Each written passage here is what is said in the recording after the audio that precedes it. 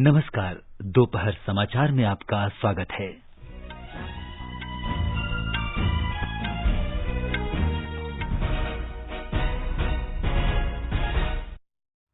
भारत विश्व में सबसे तेजी से 17 करोड़ कोविड वैक्सीन लगाने वाला देश बना। सूचना और प्रसारण मंत्री प्रकाश जावड़ेकर ने कहा, केंद्र सरकार ने देश में कोविड महामारी से निपटने के लिए निरंतर निगरानी और तत्परता से उपाय किए। केंद्र ने राज्यों और केंद्र शासित प्रदेश को अब तक लगभग 18 करोड़ कोविड वैक्सीन उपलब्ध कराई। देश में पिछले कुछ दिनों के दौरान रोजाना 3 लाख से अधिक कोविड मरीज स्वस्थ हुए। संक्रमण मुक्त होने की दर बढ़कर 82.38% हुई। हरियाणा सरकार ने लॉकडाउन 17 मई तक बढ़ाया। कर्नाटक और राजस्थान में 14 दिन का लॉकडाउन शुरू। मिजोरम में बढ़ते कोरोना संक्रमण पर नियंत्रण के लिए 7 दिन का संपूर्ण लॉकडाउन। महाराष्ट्र में कोविड महामारी के बीच नासिक जिले में कुपोषण के मामले में बड़ी गिरावट। असम में हेमंत बिस्व शर्मा ने मुख्यमंत्री पद की शपथ ली। 13 मंत्रियों को भी शपथ दिलाई गई। पश्चिम बंगाल में कोलकाता के राजभवन में 43 मंत्रियों ने पद और गोपनीयता की शपथ ली। जापान के तोक्यो में आपात स्थिति की अवधि बढ़ने से ओलंपिक खेलों का आयोजन अधर में।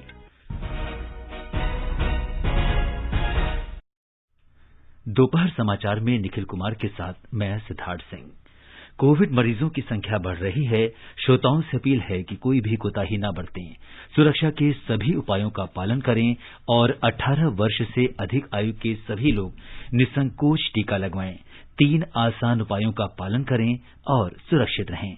मास्क पहनें, 2 गज दूरी है जरूरी, सुरक्षित दूरी बनाए रखें, हाथ और मुंह साफ रखें। और अब समाचार विस्तार से।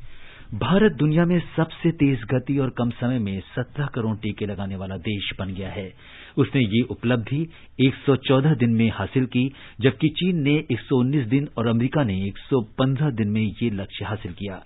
देश में अब तक 17 करोड़ से अधिक टीके लगाए जा चुके हैं। पिछले 24 घंटे में 6,80,000 से अधिक टीके लाभार्थियों को लगाए गए हैं। 18 से 44 वर्ष के आयु वर्ग में 20,31,000 लाभार्थियों ने टीके की पहली खुराक ली है। इस आयु वर्ग के लिए 1 मई से सबसे बड़ा टीकाकरण अभियान शुरू किया गया था। केंद्र सरकार ने महामारी से लोगों को राहत पहुंचाने के लिए कई कदम उठाए हैं। वो ये सुनिश्चित कर रही है कि दुनिया के अन्य देशों से प्राप्त चिकित्सा सहायता सामग्री से संबंधित सीमा शुल्क आदि की अनुमति तेज गति से कराकर जल्दी से जल्दी राज्यों और केंद्र शासित प्रदेशों को भेजी जा रही है। अभी तक 6,738 oxygen concentrator, 3,856 oxygen cylinder, 16 oxygen generator plant, 4,668 ventilators और 3 लाख से अधिक रेमडेसिविर टीके राज्यों और केंद्र शासित प्रदेशों को भेजे गए हैं। सूचना और प्रसारण मंत्री प्रकाश जावड़ेकर ने कहा है कि केंद्र सरकार देश में बढ़ते कोरोना संक्रमण पर कड़ी नजर रखे हुए है और महामारी से निपटने के लिए तत्परता से कदम उठा रही है। महामारी की दूसरी लहर से निपटने की समुचित तैयारी नहीं होने के आरोपों को खारिज करते हुए केंद्रीय मंत्री ने कहा कि जनवरी में कोविड मरीजों की संख्या कम होने के बावजूद सरकार ने इसे हल्के में नहीं लिया। उन्होंने जोर देकर कहा कि स्वास्थ्य मंत्रालय ने जनवरी में केरल में बढ़ते संक्रमण के मद्देनजर राज्य की सहायता के लिए केंद्रीय दल भेजे थे। प्रमुख अंग्रेजी दैनिक में छपे लेख में श्री जावड़ेकर ने कहा कि केंद्र सरकार कोविड से निपटने के लिए अग्रणी भूमिका निभा रही है और राज्यों को सभी सहायता और मार्गदर्शन उपलब्ध कराने के लिए प्रतिबद्ध है। श्री जावड़ेकर ने कहा कि कोविड प्रबंधन राज्य का विषय है, लेकिन केंद्र सरकार ने कोविड से निपटने के लिए सुझाव और दिशा निर्देश देने में कोई कमी नहीं छोड़ी है। केंद्र ने कोविड महामारी पर काबू पाने के लिए राज्यों की तैयारियों के लिए उच्च स्तरीय टीमें तैनात की हैं। श्री जावड़ेकर ने बताया कि केंद्र सरकार विभिन्न राज्यों में पिछले वर्ष सितंबर से अब तक उच्च अधिकारियों और जन स्वास्थ्य विशेषज्ञों के नेतृत्व में 75 से अधिक उच्च स्तरीय टीमें भेज चुकी है। उन्होंने बताया कि कोविड की दूसरी लहर से निपटने के लिए स्थानीय प्रशासन की मदद के लिए मार्च और अप्रैल के बीच 200 से अधिक स्वास्थ्य विशेषज्ञ टीमें देश के विभिन्न जिलों में भेजी गईं। केंद्र ने राज्यों और केंद्र शासित प्रदेशों को अब तक लगभग 18 करोड़ कोविड टीके निःशुल्क उपलब्ध कराए हैं।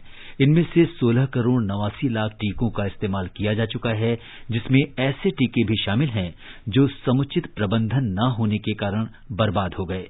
टीकाकरण के लिए राज्यों और केंद्र शासित प्रदेशों के पास अब भी 1 करोड़ से अधिक कोविड टीके मौजूद हैं। वैक्सीन की कमी का दावा कर रहे राज्य आपूर्ति की तुलना में बर्बादी सहित टीकों की अधिक खपत दिखा रहे हैं और उन्होंने सेना को उपलब्ध कराई गई वैक्सीन का ब्यौरा भी आंकड़ों में शामिल नहीं किया है। केंद्र सरकार अगले 3 दिनों में राज्यों और केंद्र शासित प्रदेशों को 9 लाख से अधिक टीके उपलब्ध कराएगी। केंद्र ने कहा है कि कोविड वैक्सीन की उपलब्धता बढ़ाना और संवेदनशील समूहों का टीकाकरण सरकार की सर्वोच्च प्राथमिकता है। उच्चतम न्यायालय में दाखिल हलफनामे में केंद्र ने कहा कि सरकार की कोविड वैक्सीन नीति तत्काल, मध्यम अवधि और दीर्घावधि जरूरतें पूरी करने की दृष्टि से तैयार की गई है। हलफनामे में कहा गया है कि मध्यम से दीर्घ अवधि के लिए वैक्सीन की कीमत तय करना महत्वपूर्ण मुद्दा है और सरकार इस संबंध में राष्ट्रीय तथा अंतर्राष्ट्रीय स्तर पर सभी प्रयास कर रही है। कोविड से संबंधित मुद्दों पर उच्चतम न्यायालय द्वारा स्वतः संज्ञान से लिए गए मामले में केंद्र सरकार ने हलफनामा दाखिल किया है। वित्त राज्य मंत्री अनुराग ठाकुर ने कहा है कि रूस से 1.5 लाख स्पुतनिक वी भारत पहुंच गई है और रूस के प्रत्यक्ष निवेश कोष ने इस वैक्सीन के अधिक उत्पादन के लिए भारत की स्थानीय कंपनियों के साथ समझौता किया है। प्रधानमंत्री नरेंद्र मोदी को कांग्रेस नेता मल्लिकार्जुन खड़गे के पत्र के जवाब में श्री ठाकुर ने कोविड महामारी से निपटने के लिए केंद्र के उपायों का विस्तृत ब्यौरा दिया। एक रिपोर्ट। भारतीय रेलवे ने देश के विभिन्न राज्यों में 268 टैंकरों के माध्यम से 4,200 मीट्रिक टन तरल चिकित्सा ऑक्सीजन की आपूर्ति की है। इसके लिए 8 ऑक्सीजन एक्सप्रेस रेलगाड़ियां चलाई जा रही हैं। विभिन्न सैनिक अस्पतालों में करीब 700 बिस्तर आम नागरिकों के उपयोग के लिए आरक्षित किए गए हैं। श्री ठाकुर ने कहा कि भारतीय वायुसेना के परिवहन विमानों ने 50 उड़ानों के माध्यम से विदेशों से 1,142 मीट्रिक टन क्षमता के 61 ऑक्सीजन कंटेनर पहुंचाए। नौसेना के कोलकाता, कोच्चि, तबार, त्रिकांड, जलाश और एरावत जहाजों को पश्चिम एशिया और दक्षिण पूर्व एशिया के विभिन्न देशों से तरल चिकित्सा ऑक्सीजन से भरे क्रायोजेनिक कंटेनर और चिकित्सा उपकरण लाने के लिए तैनात किया गया। एनडीए सरकार ने पिछले वर्ष कोविड अवधि के दौरान 61,500 करोड़ रुपए की राशि आवंटित की थी, जिसे दोगुना कर 1 लाख करोड़ रुपए से अधिक कर दिया गया है। इसके अलावा मनरेगा पारिश्रमिक 182 रुपए से बढ़ाकर 202 रुपए कर दिया गया और 300 करोड़ मानव दिवस कार्य सृजित किए गए। समाचार कक्ष से नईम अख्तर। ये समाचार हमारी वेबसाइट newsonair.com/hindi और हमारे mobile app news on AIR पर भी उपलब्ध हैं। चलो मिलकर एक शुरुआत करें, चलो एक फैसला आज करें, मास्क नहीं तो टोकेंगे, कोरोना को रोकेंगे, चलो एक इरादा करते हैं, चलो कुछ वादा करते हैं, मास्क नहीं तो टोकेंगे, कोरोना को रोकेंगे। दोपहर समाचार में आपका फिर स्वागत है। देश में उपचार करा रहे कोविड रोगियों की संख्या घट रही है। ये सकारात्मक संकेत है कि कोविड से स्वस्थ हो रहे लोगों की संख्या निरंतर बढ़ रही है। हालांकि देश के कई राज्यों और केंद्र शासित प्रदेशों में अब भी संक्रमित लोगों की संख्या बढ़ रही है। स्वास्थ्य और परिवार कल्याण मंत्रालय के अधिकारी ने बताया कि कुल संक्रमित लोगों में से 16.52% मरीजों का इलाज चल रहा है। इस समय देश में 37,54,000 से अधिक कोविड मरीजों का उपचार किया जा रहा है। पिछले कई दिन से रोजाना 3 लाख से अधिक रोगी स्वस्थ हो रहे हैं और स्वस्थ होने की दर बढ़कर 82.38% हो गई है। स्वास्थ्य मंत्रालय ने बताया कि पिछले 24 घंटों के दौरान 3,53,000 से अधिक रोगी स्वस्थ हुए। देश में अब तक 1,86,00,000 से अधिक मरीज ठीक हो चुके हैं। कल 3,66,000 से अधिक लोगों में कोरोना संक्रमण की पुष्टि हुई। इस दौरान 3,754 लोगों की मौत हुई है। इसके साथ ही मृतकों की संख्या 2,46,000 से अधिक हो गई है। भारतीय आयुर्विज्ञान अनुसंधान परिषद ने बताया कि कल 14,74,000 से अधिक नमूनों की जांच की गई। हरियाणा सरकार ने राज्य में लॉकडाउन 17 मई की सुबह 5 बजे तक बढ़ा दिया है। ये लॉकडाउन आज सुबह 5 बजे समाप्त हो रहा था। हरियाणा राज्य आपदा प्रबंधन प्राधिकरण की कार्यकारी समिति के अध्यक्ष विजय वर्धन ने कहा कि प्रतिबंध कुछ विस्तार और बदलाव के साथ जारी रहेंगे। विवाह समारोह और अंतिम संस्कार में 11 से अधिक लोगों को शामिल होने की अनुमति नहीं होगी। कर्नाटक में कोविड महामारी को देखते हुए लोगों और वाहनों की आवाजाही पर आज से 14 दिनों के लिए प्रतिबंध लगा दिया गया है। बेंगलुरु के पुलिस आयुक्त कमल पंत ने चेतावनी दी है कि अनावश्यक रूप से बाहर घूमते पाए जाने पर कड़ी कार्रवाई की जाएगी। मेट्रो रेल समेत सभी सार्वजनिक यातायात सुविधाएं बंद रहेंगी। हमारे संवाददाता ने बताया है कि रेल या हवाई जहाज का टिकट साथ रखने वाले लोगों को ही टैक्सी या ऑटो रिक्शा से जाने की अनुमति दी जा रही है। लॉकडाउन की वजह से सभी रास्ते खाली दिखे। पुलिस द्वारा नाकाबंदी की जा चुकी है और छोटे मार्गों को बंद कर दिया गया है। मुख्य मार्गों पर पुलिस द्वारा चेकिंग की जा रही है। वैक्सीनेशन के लिए जाने की अनुमति उन्हीं को है जिनको अस्पताल से SMS मैसेज आया है। जिन्हें जरूरी काम है या सरकारी काम है उनको दस्तावेज या ID दिखाना आवश्यक है। जिनके पास बाहर घूमने का ठोस कारण नहीं है उन पर पुलिस लाठी बरसा रही है। ऐसे कुछ लोगों को उठक बैठक भी करवाया गया, उनको चेतावनी भी दी गई। इस बीच आज आवास मंत्री वी सोमण्णा और बेंगलुरु सेंट्रल सांसद PC मोहन जी ने कोविड संक्रमण को लेकर बृहद बेंगलुरु महानगर पालिका के अधिकारियों के साथ मीटिंग की। सुधींद्र, आकाशवाणी समाचार, बेंगलुरु। इस बीच मुख्यमंत्री BS येडियुरप्पा ने लॉकडाउन को सफल बनाने के लिए आम जनता से अपील की है। उन्होंने विधायकों से कोरोना संक्रमण की श्रृंखला तोड़ने के लिए सभी जिलों में कड़ाई से लॉकडाउन सुनिश्चित करने को कहा है। लोगों को आवश्यक वस्तुओं की खरीदारी के लिए सुबह 6 बजे से 10 बजे तक की अनुमति दी गई है। राजस्थान में आज सुबह 5 बजे से 24 मई तक 2 सप्ताह का लॉकडाउन लगाया गया है। राज्य में 31 मई तक विवाह समारोह पर प्रतिबंध रहेगा। हमारे संवाददाता ने बताया है कि पंजीकृत विवाह में केवल 11 लोग ही शामिल हो सकेंगे। लॉकडाउन के दौरान खाद्य सामग्री, सब्जी और फल की दुकानें सुबह 6 बजे से 11 बजे तक ही खुलेंगी। इस अवधि में राज्य में आपातकालीन सेवाओं के अलावा सभी प्रकार का निजी और सरकारी परिवहन बंद रहेगा। एक जिले से दूसरे जिले में, एक शहर से दूसरे शहर में, शहर से गांव तथा एक गांव से दूसरे गांव में भी सभी प्रकार का आवागमन प्रतिबंधित कर दिया गया है। इस अवधि में धार्मिक स्थल भी बंद रहेंगे। ग्रामीण क्षेत्रों में संक्रमण रोकने के लिए मनरेगा के कार्य स्थगित कर दिए गए हैं। श्रमिकों का पलायन रोकने के लिए सरकार ने उद्योगों और निर्माण से संबंधित सभी इकाइयों में कार्य करने की अनुमति प्रदान की है। इस बीच राज्य में कोरोना के सक्रिय मरीजों की संख्या 2 लाख से ज्यादा हो गई है। राज्य में कल संक्रमण के 17,921 नए मामले सामने आए हैं। वहीं 16,880 लोग संक्रमण मुक्त हुए हैं। संक्रमण के कारण पिछले 7 दिन में 1,000 से ज्यादा लोगों की मृत्यु हो गई। जितेंद्र द्विवेदी, आकाशवाणी समाचार, जयपुर। मिजोरम में आज से पूरे राज्य में 7 दिन का लॉकडाउन लागू हो गया है। लॉकडाउन 17 मई सुबह 4 बजे तक जारी रहेगा। इस दौरान स्वास्थ्य, परिवार कल्याण, गृह, आपदा प्रबंधन और पुनर्वास, वित्त, सूचना और जनसंपर्क, नागरिक उड्डयन और जिला प्रशासन को छोड़कर सभी कार्यालय बंद रहेंगे। कुछ बहुत महत्वपूर्ण कार्यों को छोड़कर एक से दूसरे राज्य और अंतरगांव गतिविधियां सख्ती से प्रतिबंधित रहेंगी। पूर्णबंदी के दौरान राजधानी और जिला मुख्यालय शहर के लोगों को अपने घरों से बाहर जाने की अनुमति नहीं होगी। राज्य में लॉकडाउन के दौरान पूजा स्थल, शिक्षण संस्थान, सार्वजनिक पार्क, पिकनिक स्थल, सिनेमाघर, जिम, सामुदायिक भवन, रेस्तरां, शॉपिंग कॉम्प्लेक्स और मॉल बंद रहेंगे। इस अवधि के दौरान सामाजिक समारोह पर भी रोक रहेगी। छत्तीसगढ़ में लॉकडाउन लागू है, लेकिन विवाह समारोहों और अंतिम संस्कार के नियम और कड़े कर दिए गए हैं। हमारे संवाददाता ने बताया है कि राज्य सरकार ने बढ़ते कोरोना संक्रमण को देखते हुए ये फैसला किया है। छत्तीसगढ़ में हाल के दिनों में यह देखा गया है कि राज्य के ग्रामीण इलाकों में कोरोना संक्रमण के फैलाव की एक बड़ी वजह विवाह आदि समारोह में लोगों का शामिल होना है। इसे ध्यान में रखते हुए राज्य सरकार ने यह तय किया है कि अब किसी भी विवाह समारोह या अंतिम संस्कार में 10 से अधिक व्यक्ति शामिल नहीं हो सकेंगे। राज्य सरकार ने धार्मिक और सामाजिक प्रमुखों से अपील की है कि वे भी लोगों को धार्मिक या सामाजिक आयोजनों में शामिल न होने के लिए प्रेरित करें। लॉकडाउन के कारण छत्तीसगढ़ में सभी तरह के धार्मिक और राजनीतिक आयोजनों पर पूरी तरह से प्रतिबंध लगाया गया है। प्रदेश में बलरामपुर और सूरजपुर सहित कई जिलों में आगामी आदेश तक सभी विवाह कार्यक्रमों को निरस्त करने का आदेश जारी कर दिया गया है। वहीं रायगढ़ जिले में शादी समारोह में शामिल होने वाले व्यक्तियों के लिए अब कोविड जांच अनिवार्य कर दी गई है। नेगेटिव रिपोर्ट आने पर ही विवाह में शामिल होने की अनुमति दी जाएगी। विकल्प शुक्ला, आकाशवाणी समाचार, रायपुर।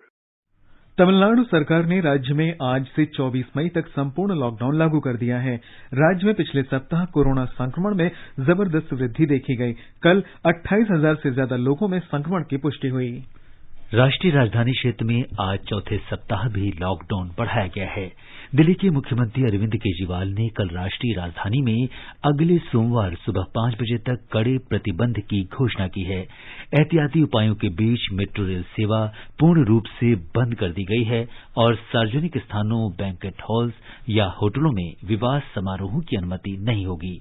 ब्यौरा हमारे संवाददाता से। जैसे ही देश में कोरोना की दूसरी लहर ने दस्तक दी, संक्रमण के बढ़ते मामलों के बीच देश में कई राज्यों के पास लॉकडाउन लगाकर संक्रमण की श्रृंखला को रोकने के अलावा कोई विकल्प नहीं बचा। संक्रमण की तीव्रता के कारण ही आज देश में लगभग 3/4 से भी अधिक राज्यों में लॉकडाउन या कर्फ्यू लगा हुआ है। जिन राज्यों ने संपूर्ण लॉकडाउन की घोषणा नहीं की है, वहां भी परिचालन के सख्त दिशा निर्देश जारी किए गए हैं। ऐसे समय में जब केंद्र और राज्य सरकारें टीकाकरण अभियान और कोविड प्रबंधन जैसे उपायों में जुटी हुई हैं, उसी दौरान लॉकडाउन की अवधि ने उन्हें स्वास्थ्य संबंधी बुनियादी ढांचों को और सुदृढ़ करने का आवश्यक अवसर भी प्रदान किया। इसी बीच केंद्र और राज्य सरकारों के सख्त, समयबद्ध और परस्पर तालमेल से लिए गए फैसलों की वजह से कोरोना से ठीक होने वाले मरीजों की संख्या में काफी सुधार देखा जा रहा है। राष्ट्रीय राजधानी दिल्ली में संक्रमण दर अप्रैल महीने की लगभग 35% की ऊंचाई के बाद उल्लेखनीय कमी दर्ज करता हुआ आज तकरीबन 20% तक आ गया। दिल्ली के साथ साथ राष्ट्रव्यापी परिदृश्य में भी मृत्यु दर में भी काफी सुधार दर्ज किया जा रहा है। आगे आने वाले कुछ दिन कोरोना की रोकथाम और इससे संबंधित प्रबंधन के लिए निर्णायक साबित होंगे, जब सरकारें राज्यव्यापी लॉकडाउन के इतर जिलों में छोटे छोटे कंटेनमेंट जोन्स बनाने के फैसले ले सकती हैं। आनंद चतुर्वेदी, आकाशवाणी समाचार, दिल्ली।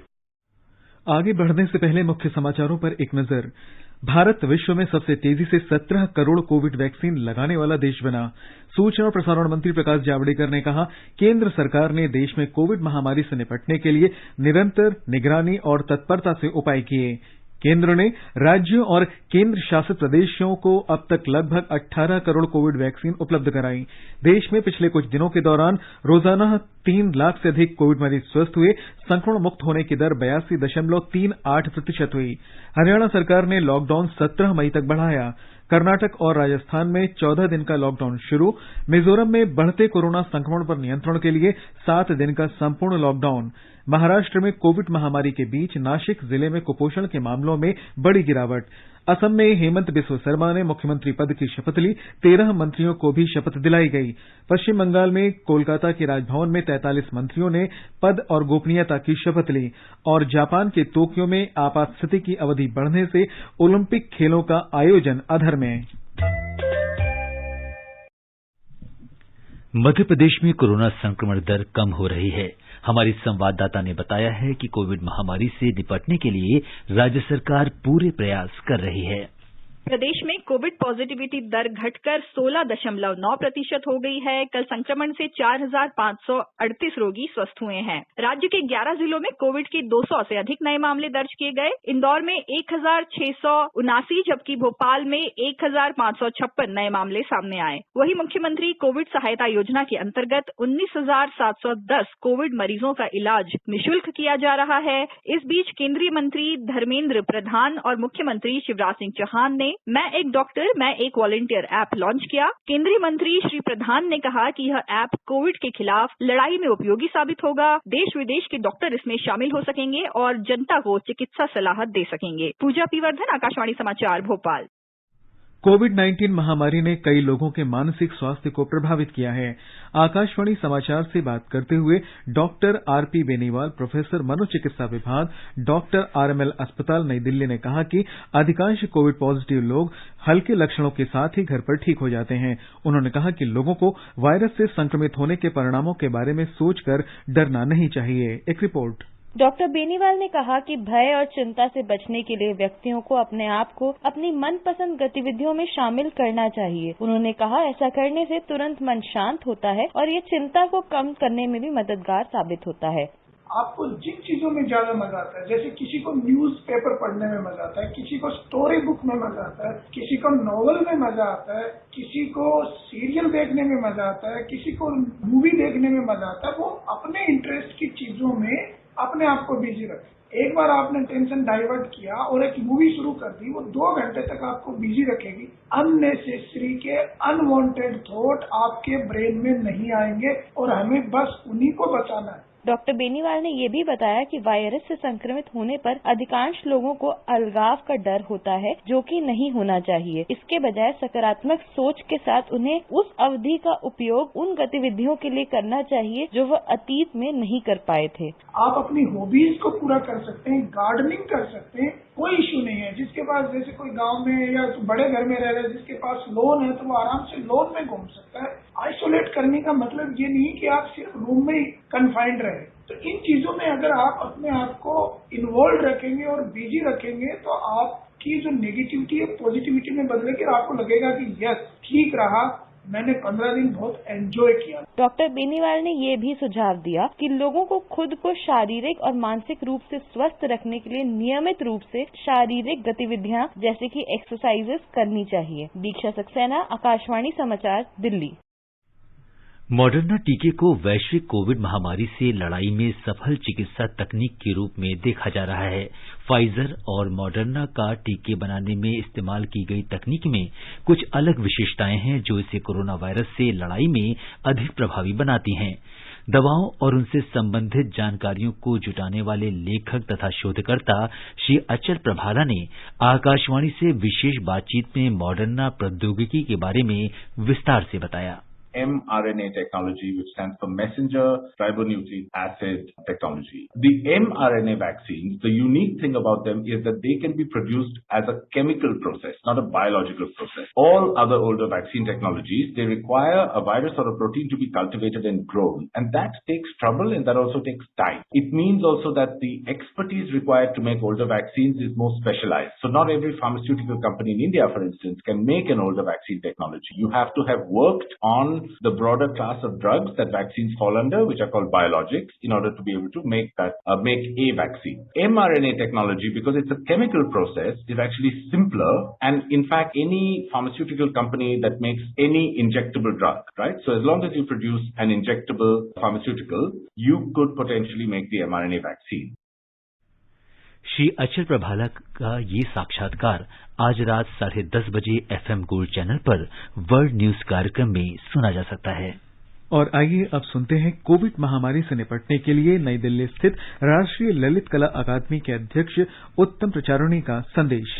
देश बहुत ही कठिन कोविड के संकट से गुजर रहा है और जो कलाकार है जिनके पास सर्विस नहीं है, अपने स्टूडियो से कलाकृतियां बना के गैलरी में बेचते हैं, बगीचे सजाते हैं, दुनिया के म्यूजियम सजाते हैं और अपना कला संस्कृति की सेवा करते हैं। जीविका और उपजीविका जो है, इसमें कला एक जीविका है, आनंद है, संस्कृति की सेवा है। आज ये कोविड का खतरा है, लॉकडाउन हो रहा है, सभी कलाकार अपने घर के अंदर बंद है। उपजीविका का क्या होगा? मित्रों, गए साल में हमने इस बात का बहुत धैर्य के साथ में सामना किया था और कोविड को परास्त किया।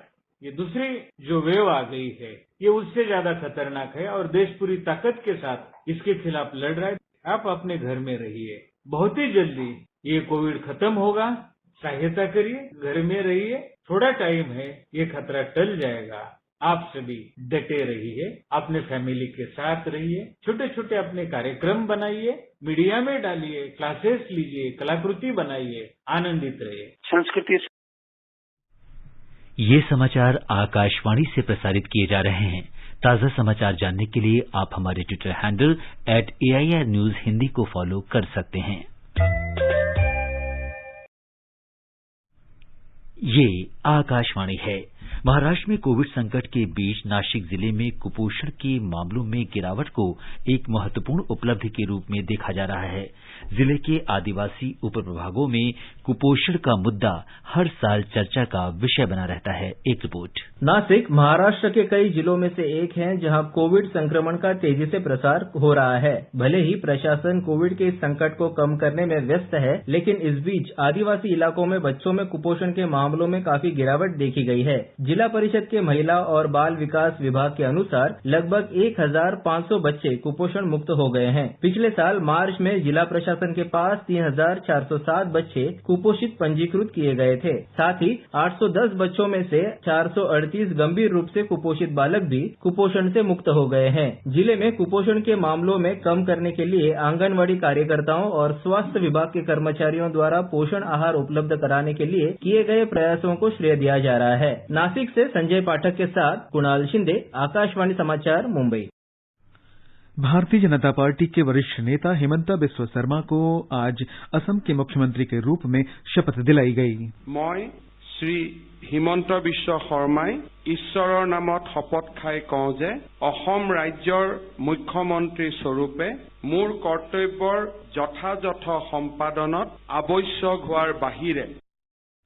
उनके साथ 13 मंत्रियों ने भी शपथ ली, जिनमें भारतीय जनता पार्टी के 10 और असम गण परिषद के 2 तथा यूपीपीएल का 1 मंत्री है। प्रधानमंत्री नरेंद्र मोदी ने असम के नए मुख्यमंत्री बनने पर हिमंत बिस्वा शर्मा को बधाई दी है। श्री मोदी ने विश्वास व्यक्त किया कि श्री शर्मा के नेतृत्व में असम की विकास यात्रा तेजी से आगे बढ़ेगी और जन आकांक्षाएं पूरी होंगी।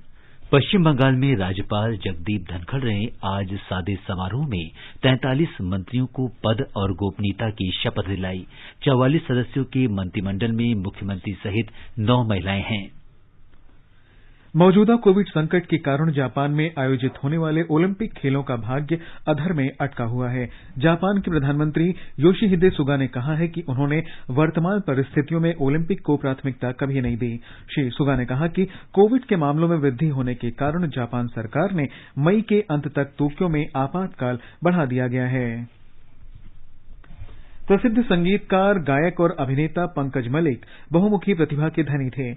यांत्रिक, मंजूर, मेरी बहन, नर्तकी, जिंदगी, डॉक्टर, धरती माता, देवदास, यहूदी की लड़की उनकी प्रमुख फिल्में हैं। पंकज मलिक का जन्म 10 मई 1905 को कोलकाता में हुआ था। उनका पूरा नाम पंकज कुमार मलिक था। उन्हें पद्मश्री और दादा साहब फाल्के पुरस्कार से सम्मानित किया गया। पंकज मलिक को नितिन बोस और आर.सी. बोराल के साथ भारतीय सिनेमा में पार्श्व गायन की शुरुआत करने का श्रेय प्राप्त है। रविंद्र संगीत को सफलतापूर्वक फिल्मों में लाने वाले पंकज मलिक पहले संगीतकार थे और उन्होंने फिल्म मुक्ति में रविंद्र संगीत का प्रयोग किया था। पंकज मलिक आकाशवाणी से जुड़ने वाले शुरुआती कलाकारों में से थे। आकाशवाणी